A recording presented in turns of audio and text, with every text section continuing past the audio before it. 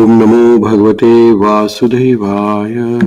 Om Namo Bhagavate Vasudevaya.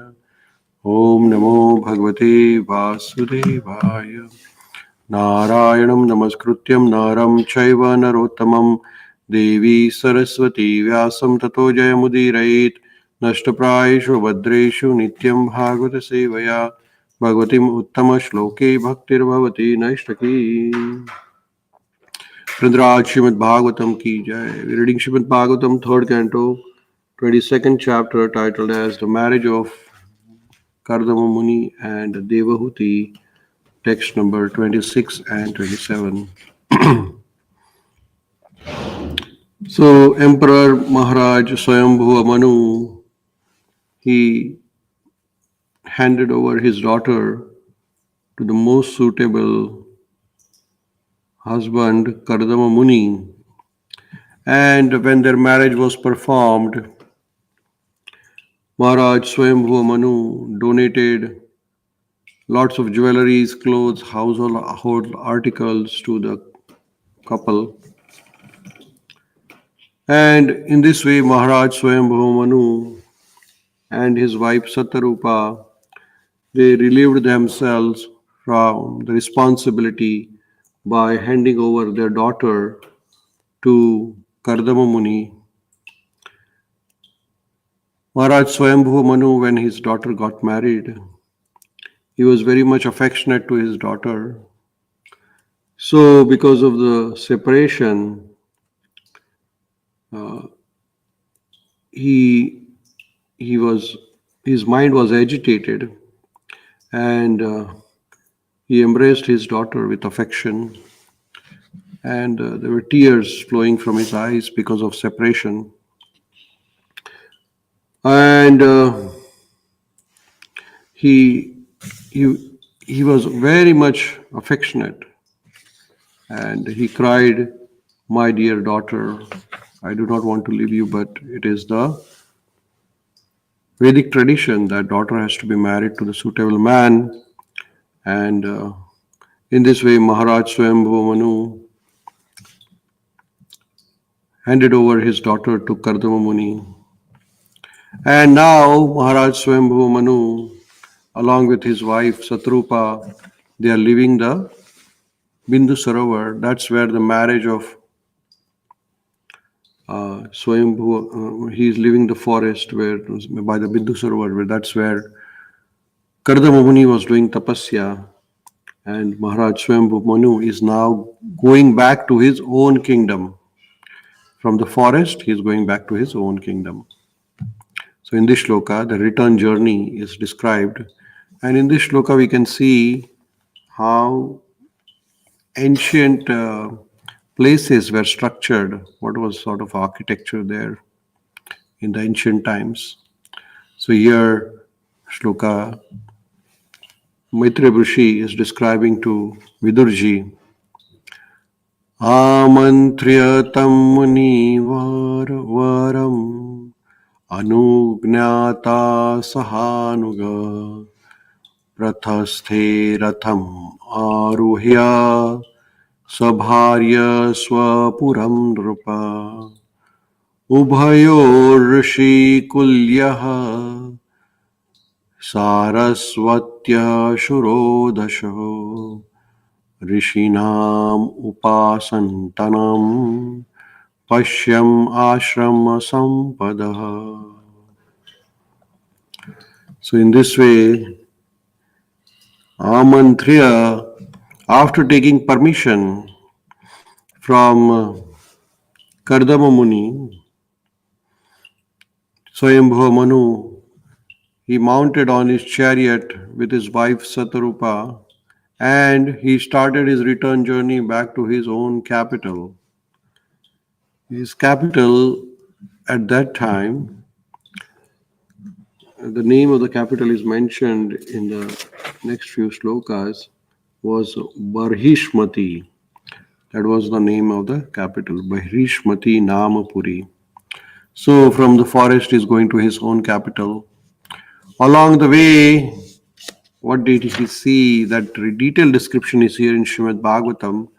Śrīmad-Bhāgavatam gives us a glimpse. Hare Krishna. It gives us a glimpse of ancient times, that how architecture, how the cities, how the forest, everything looks like. So here it is said that along the way he saw the prosperity of tranquil seers, beautiful hermitage on both the charming banks of Saraswati, the river so agreeable to saintly person. So now Maharaj Swambhu Manu is traveling along Saraswati river. Now this Saraswati river is visible now only in near Badrik Ashram. That after that the river has disappeared. Otherwise it was all along. The path of Saraswati river was very long. So Maharaj Swambhu Manu is traveling along the Saraswati river, and what he sees is that on both the side there are beautiful hermitages along the Saraswati river, and there all the sages are living there along the river.